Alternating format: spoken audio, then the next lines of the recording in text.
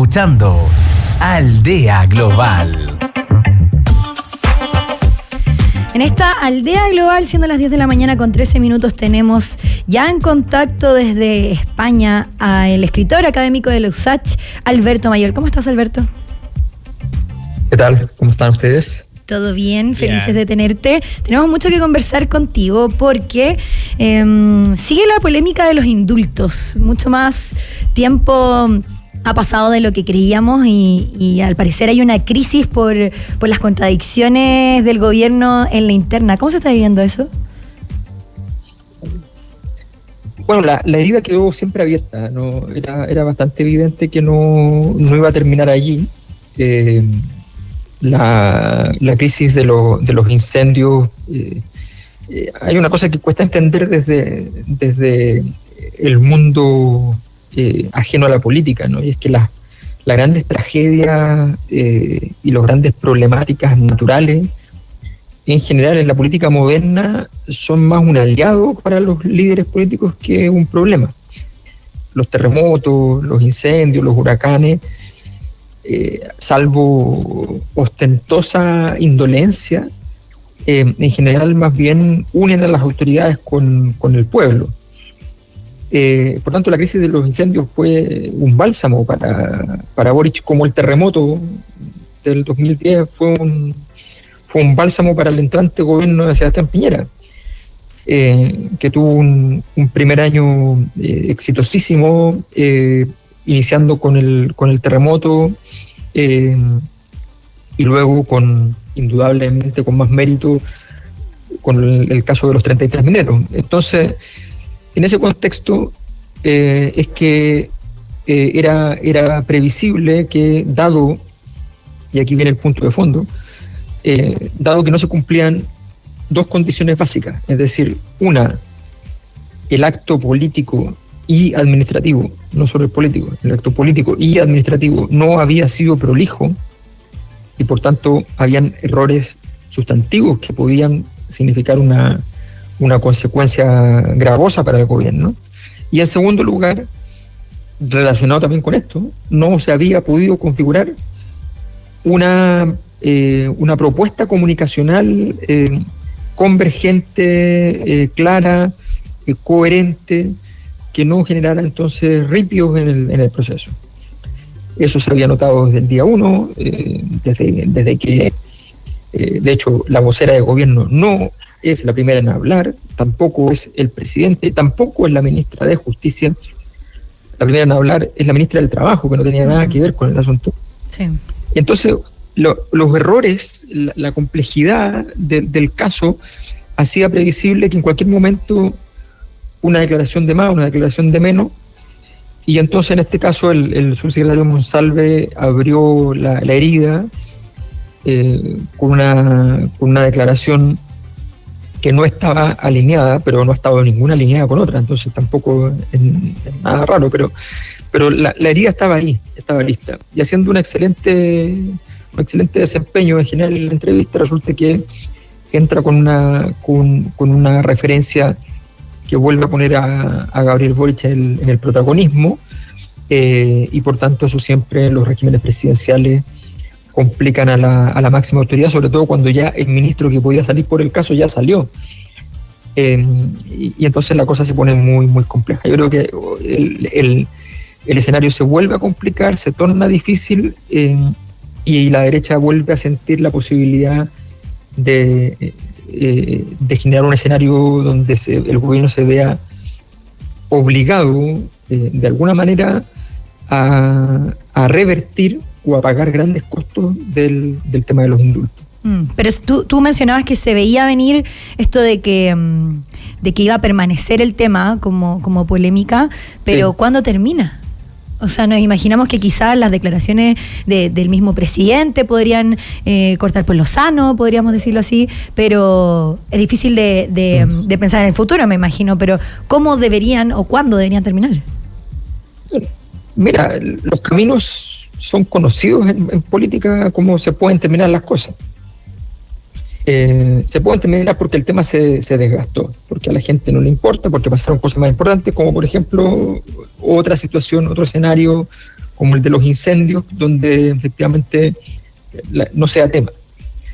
Se puede terminar también porque se le dio un cierre político, es decir, se llega a un acuerdo político en el cual establecen un conjunto de lineamientos y donde se dejan atrás explícita o implícitamente, siempre en secreto en cualquier caso, ciertas temáticas, y se asume que no hay más.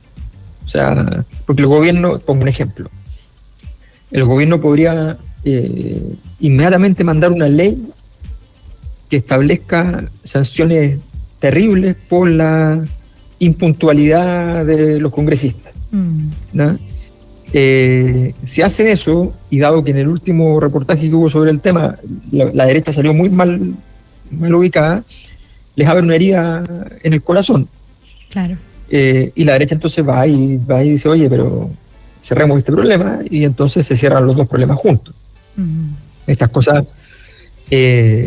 suelen funcionar así. Los reclamos secretos en sordina de la izquierda concertacionista al hecho de que la derecha tenía un financiamiento político por parte de las empresas muy grandes, fuera de toda regulación, terminaron en generar financiamiento legal para la política, y también terminaron en su momento en el hecho de que se abrió la caja también de parte de las empresas privadas para apoyar también a otros grupos políticos, aun cuando se apoyara con más plata a la derecha. Entonces, estos son parte de los procesos de negociación. Y la tercera alternativa es que se termine el tema porque sencillamente el gobierno pagó los costos y ya no hay nada más que no hay nada más que comerse allí, o que tuvo que generar a partir de alguna decisión judicial eventualmente una revisión y alguno de los casos se retrotraiga. Ese es el objetivo de la derecha. El objetivo de la derecha es lograr que alguno de los indultos al menos se devuelva, porque eso sería inédito y marcaría un punto de debilidad estructural en el gobierno. No hay muchas alternativas. Por lo tanto, el gobierno aquí, el gobierno estuvo después de la crisis que supuso la derrota en la Cámara de Diputados por la reforma de pensiones, estuvo yendo a buscar a torear a la derecha. Y ese es un deporte que si uno no lo quiere hacer permanentemente, es un deporte complicado. O sea, ir a torear no puede ser por 2 días. Y entonces la derecha también ahí huele que el gobierno no tiene ganas de sostener más conflictividad, y eso es una muestra de debilidad. Vamos a ver. Disculpa, Alberto, lo que se ha hablado mucho también tiene que ver con la maestría de Mónica Rincón en la entrevista, ¿no? De ir a sacar la respuesta que de alguna manera dejaba en evidencia todo este caso que estás exponiendo tú, pero uno también supone que estos temas deberían estar así como ultra estudiados también. Pues, lo que a mí me causa mucha curiosidad es que siempre hay alguien que pise el palito y termine atornillando para el otro lado en estas situaciones políticas en donde se supone que el ciudadano común lo que piensa es, no, pues a ese nivel, obvio que está todo estudiado, que no se cometen errores, y uno de repente lo que ve es como son cosas muy básicas. Exacto. Mira, voy a pronunciar de una manera que suena mal para muchos sectores, un nombre de sagrado, pero aquí hay una responsabilidad clara, y la responsabilidad no es del señor Monsalve, sino que de Camila Vallejo. La ministra vocera de gobierno no es ministra vocera de gobierno. Su carácter de vocera deriva del hecho de que ella es la que organiza y articula la estrategia comunicacional del gobierno. Por tanto, el error comunicacional de la ministra Janet Vega en su momento, referido a los temas en la Araucanía, el error comunicacional del subsecretario Monsalve, el error de cualquier ministro, o es imputable al ministro porque desatendió haber revisado las minutas correspondientes, los lineamientos correspondientes enviados por el Ministerio Secretaría General de Gobierno, o sencillamente no recibió un lineamiento, no recibió la asesoría requerida, y por tanto eso genera una situación crítica. Esto es un problema que no solo tiene que ver con ella, porque además hay un problema estructural en los gobiernos en Chile, desde que apareció la figura esta del segundo piso, donde se diluye un poco la responsabilidad entre la Secretaría de Comunicaciones y el Ministerio de Secretaría General de Gobierno. Pero la tarea de articulación es del Ministerio. El Ministerio tiene que preocuparse de que todas las vocerías estén en línea con lo que se quiere comunicar, con la estrategia, y aquí hay un flujo, ¿tá? Esto es una cosa de pizarra y un flujo de decisiones, donde te dicen X cosa y tu respuesta tiene que ir aquí. Esto está todo diseñado, esto en teoría de la comunicación es algo... Hay voceros, hay personas que frente a los medios de comunicación tienen una habilidad particular. Y esa habilidad particular les permite decir lo que no está en lo que llaman en la teoría de la comunicación la zona de confort. Es decir, que pueden responder cosas fuera de la zona de confort, fuera de donde se sienten cómodos, y sin embargo hacerlo bien, no generar una crisis. Pero la mayor parte de la gente que hace vocerías no tiene esa habilidad. Tiene que tener una vocería normal y corriente, donde básicamente siempre diga estrictamente lo mismo y no se salga de ese repertorio.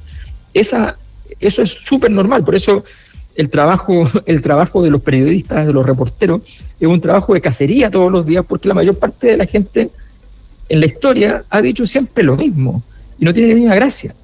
Entonces tienes que ir y tratar de ir sonsacando hasta que aparezca el tema. Bueno, pero resulta que evidentemente, a mí me parece muy claro que no ha habido una línea clara de cuál es la comunicación respecto al tema, y muchas veces ese error de comunicación es un error que deriva también de antes, que tiene que ver con la condición política de la decisión, y esa condición política, entonces, mientras tú no reconstruyas la historia tal como es, la asumas tal como es, sin decirla, no estoy hablando de comunicación, y luego digas cuál va a ser el relato, mientras no tengas todo eso configurado, bueno, va a ser muy difícil, y yo creo que ahí hay una responsabilidad de una ministra que aparece haciéndolo muy bien, porque responde muy bien a la prensa, pero que el trabajo del ministerio, en este sentido, no está funcionando. Bueno, lo que sabemos hasta el momento, estamos con Alberto Mayol, es que no hay quórum para lo esperado del día de hoy, ya que sin la presencia del ministro Vázquez no se van a poder votar los indultos este martes en el Tribunal Constitucional. Y tú lo mencionabas, Alberto, hay otros temas que hoy por hoy también están quitando un poquito la mirada de esta polémica de los indultos, que fue este reportaje de Chilevisión, en donde se da a conocer los atrasos de los diputados, las salidas de la sala para otro tipo de reuniones, otro tipo de conversaciones que tienen ellos. ¿Cómo se ve esto de afuera, Alberto? Porque lo conversábamos un poco aquí. No se pasan, ¿no? En cuanto, claro, a lo que la gente ve en la interna, muchos justifican de que trabajan en otras cosas, que quizá lo que está ocurriendo en la sala, ellos ya lo saben, entonces utilizan ese tiempo para otras actividades. Pero, ¿cómo se ve, por ejemplo, el tema de los atrasos en otros países en el Congreso? A ver,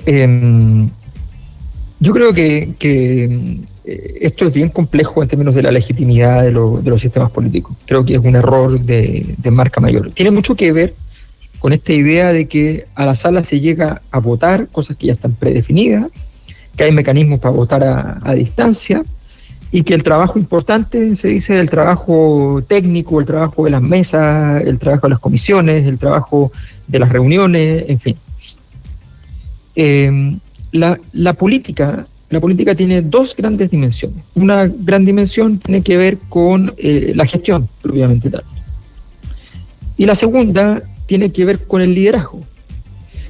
La dimensión del liderazgo es una dimensión que tiene un componente altísimo en aquello que Max Weber llamaba para la política el componente litúrgico. Es decir, es una misa.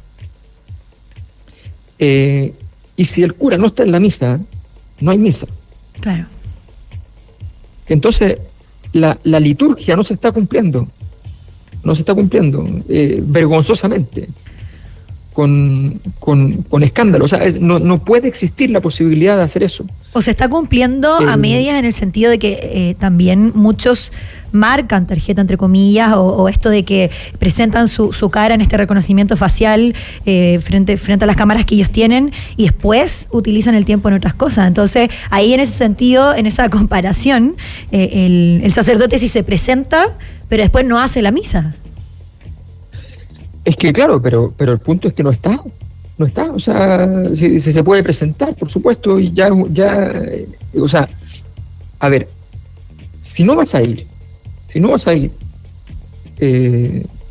bueno, no vas a ir, está bien, o sea, asumes la ausencia, ¿no?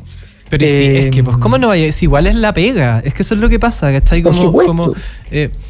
Seguramente la gente que nos está escuchando, todos tienen a lo mejor sus trabajos, así como tú no podís llegar y faltar a la pega y mucho menos hacer como que vais pero no ir, es como todo medio inaceptable, ¿no? Para el ciudadano común, no, por eso la gente se enoja. A ver, lo que pasa es que hay un tema a ver, tú puedes faltar en la medida justamente en que sí hay otras obligaciones que te permiten hacerlo. De hecho, tú puedes solicitar permiso porque estás de viaje, hay un conjunto de razones por las cuales tú técnicamente podrías ausentarte de las sesiones en el Congreso.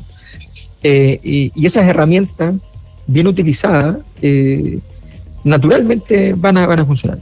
Y aquí el punto no son las regulaciones, se puede terminar en eso, pero el punto no son las regulaciones, porque la regulación tiene el defecto de que induce a no determinar una dimensión que es externa a la regulación, que es el hecho de que tú, cumpliendo la regulación, puedes dejar de hacer tu tarea adecuadamente igual, siempre. Eso se conocía antiguamente en los temas de protestas como el paro francés. Si tú llegas como funcionario y en una institución cumples solo, única y exclusivamente lo que se te ordena, mandata, a partir de las formulaciones que son convencionales, que son legales, entonces tú no vas a ser productivo. Claro. O sea, si a mí se me rompe en la antigua administración el lápiz, o se me echa a perder el computador y yo no aviso personalmente, sino que tengo que mandar un correo para avisar que está mal el computador, que me lo vengan a arreglar. ¿Ya? Mando el correo, ¿y desde dónde mando el correo? Entonces tienes que ver la siguiente alternativa es llenar un formulario. Entonces manda el formulario a través del procedimiento. Vas a estar 5 días sin computador, no vas a trabajar. Sí. Entonces, la regulación no es la solución. La solución es que efectivamente haya conciencia del impacto, del efecto político que generan este tipo de situaciones y que genera una ilegitimidad del sistema enorme. O sea, esta es una generación que está viviendo con una ilegitimidad enorme del sistema, que estuvo a punto por la rabia, o sea, si no es porque la Convención Constitucional cometió errores importantísimos que dejaron de hablar con la ciudadanía, las sanciones a este mundo, a estos órganos tal como están hoy día, habría sido gigantesca. Entonces hay una falta de comprensión total de aquello y me parece que no se está resolviendo adecuadamente. Ahora, creo que es importante entender que la discusión en sala es el corazón de la decisión del trabajo legislativo. De verdad, esto pasa en instituciones que en la práctica están medias muertas, ¿verdad? Que en la práctica no logran vertebrar relaciones. Pasa mucho, ustedes lo han visto en las salas de Naciones Unidas, que le toca a alguien exponer y está medio solo, ¿no? Sí. Entonces, es como todo lo que está pasando hoy día en el mundo, que cada vez escribe más gente y cada vez lee menos gente, entonces llegará un momento en que los escritores y los lectores sean los mismos, digamos. Sí, bueno, pasará lo mismo con esta situación de que efectivamente vamos a llegar a un punto en el cual los políticos que el honor de ir a hablar a un congreso o el honor de ir a hablar en Naciones Unidas sea simplemente el honor de estar allí. Es como llegar y entrar nomás, porque no te va a escuchar nadie. Vas a poder hablar, pero porque es una pantomima, es una obra. Yo creo que hay una cosa que es bien interesante en ese sentido, bien compleja, pero que no se está entendiendo la importancia del peso político de estas instancias. En los países donde el sistema parlamentario funciona bien, el nivel de preparación de esa escena es muy grande. La escena de los políticos súper atentos a lo que está pasando, escuchando a quienes están hablando, motivando a quien hace la locución, respondiendo, generando entre medio alguna clase de punto relevante.